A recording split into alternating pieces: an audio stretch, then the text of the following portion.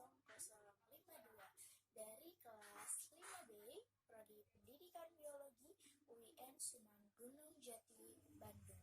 Di sini saya akan melakukan praktikum mengenai alat indera. Penerima rangsang atau reseptor yang berfungsi menerima rangsang dari luar disebut eksoreseptor. Salah satu bentuk eksoreseptor pada manusia adalah alat indera. Alat indera pada manusia ada 5 macam, yaitu terdiri dari indera penglihatan, indera pendengar, indera peraba, indera pengecap, dan indera pembau. Dengan memiliki alat indera tersebut, manusia dapat mengenal lingkungannya. Indera penglihatan pada manusia adalah mata. Indera penglihatan disebut juga fotoreseptor karena mata sangat peka terhadap rangsangan cahaya. Dilansir Encyclopedia Britannica pada tahun 2015, mata merupakan organ indera khusus yang mampu menerima gambar visual. Selanjutnya, gambar visual tersebut dibawa ke otak. Tujuan dari kegiatan praktikum 1, yaitu indera penglihatan atau mata, adalah untuk mengetahui bintik buta. Adapun alat dan bahan pada kegiatan 1 pada praktikum ini yaitu kertas manila yang berukuran 3 x 14 cm. Langkah yang pertama yaitu sediakan kertas manila 3 x 14 cm. Buatlah tanda positif dan tanda titik dengan garis tengah 2 mm pada kertas dengan jarak antara plus dan titik sejauh 10 meter.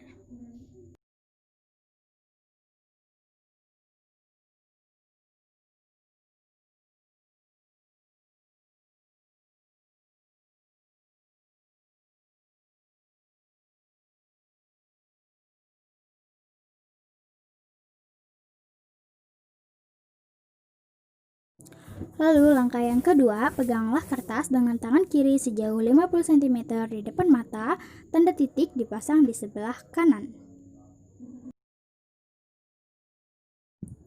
Lalu langkah yang ketiga, pusatkan pandangan mata kiri pada tanda titik dan mata kanan ditutup.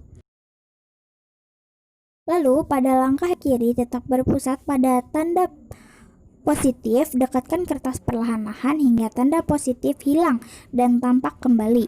Ukurlah dan catatlah ke dalam tabel pada jarak berapa tanda positif hilang dan pada jarak berapa pula tanda positif tampak kembali. Ulangi percobaan hingga 3 kali.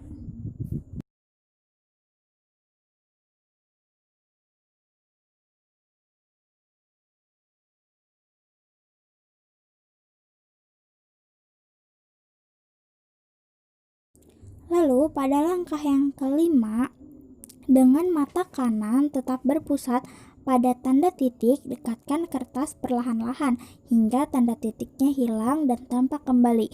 Ukurlah dan catatlah ke dalam tabel pada jarak berapa tanda titik hilang dan pada jarak berapa pula tanda titik tampak kembali, dan ulangi percobaan hingga 3 kali. Pada tabel hasil pengamatan terdapat kolom ulangan, lalu mata kanan ditutup, yaitu jarak pada waktu tanda plus hilang dan jarak pada waktu tanda plus tampak. Lalu ada mata kiri ditutup, terdapat jarak pada waktu tanda titik hilang dan jarak pada waktu tanda titik tampak. Ulangan yang pertama,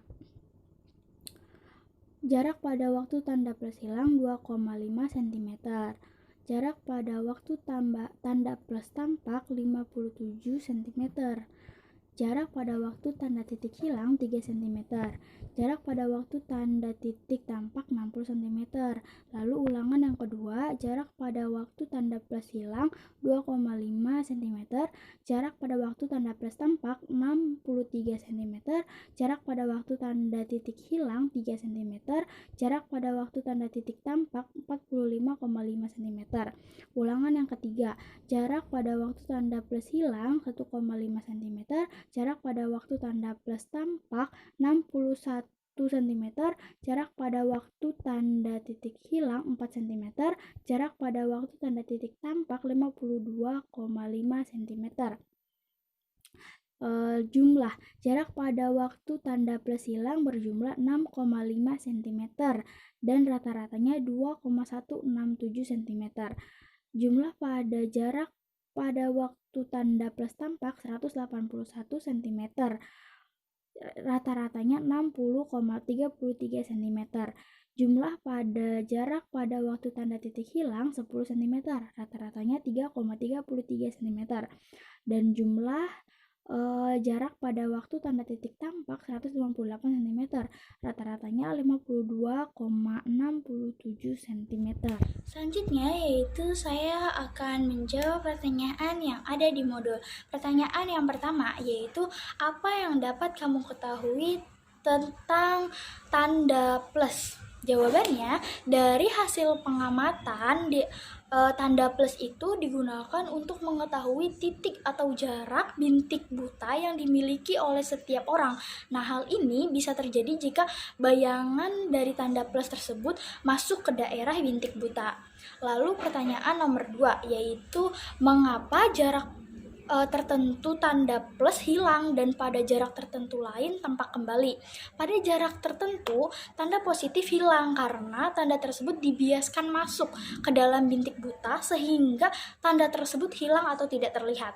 Hal ini disebabkan karena pada bintik buta tidak mempunyai sel reseptor cahaya sehingga pada saat tanda tersebut muncul kembali karena retina sudah mampu menangkap cahaya sehingga bayangan tampak jelas dan dapat terlihat kembali. Lalu pertanyaan nomor 3 yaitu adakah hubungan peristiwa tersebut dengan peristiwa buta warna?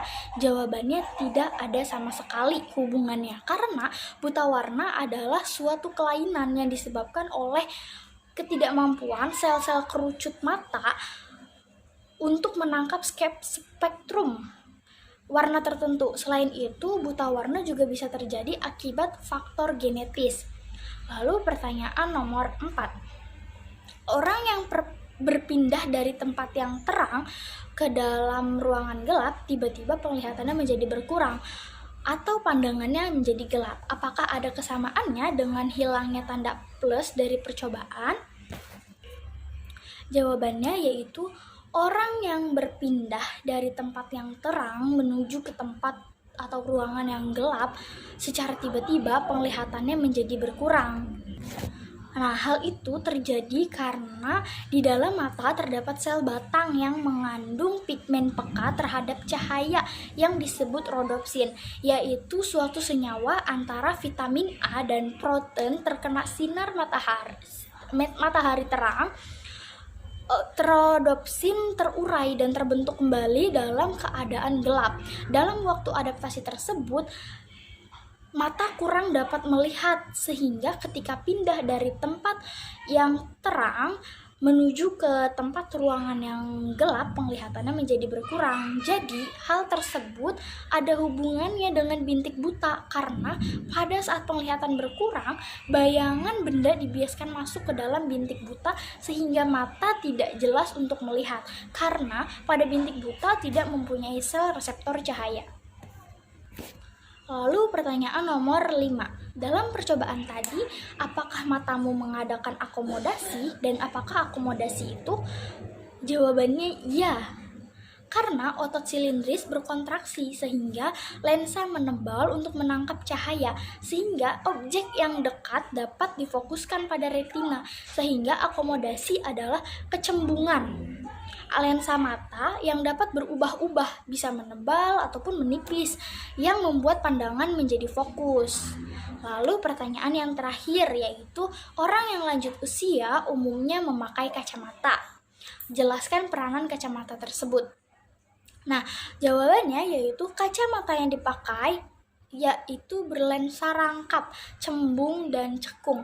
Di bagian kacamata yang berlensa cekung digunakan untuk melihat benda yang jauh, dan di bagian lensa yang cembung digunakan untuk melihat benda yang dekat. Sehingga bayangan benda dapat jatuh tepat di retina.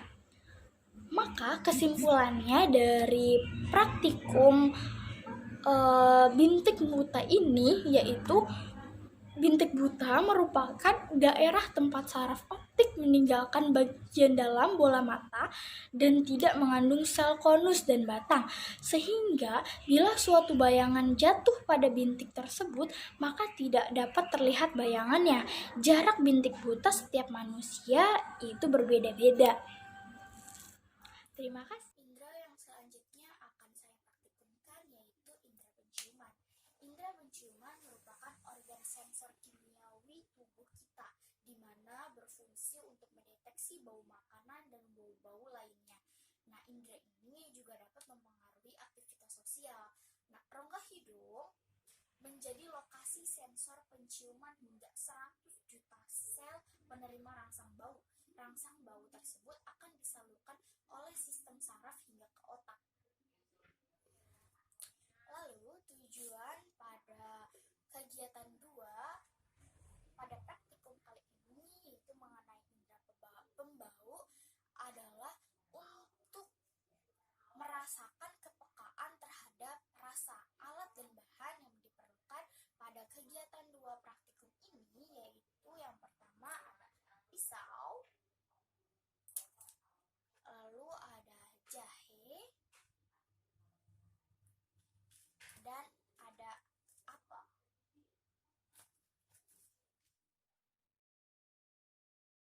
Langkah yang pertama, potong-potong apel, jahe dengan ukuran yang kecil dan ukuran yang sama.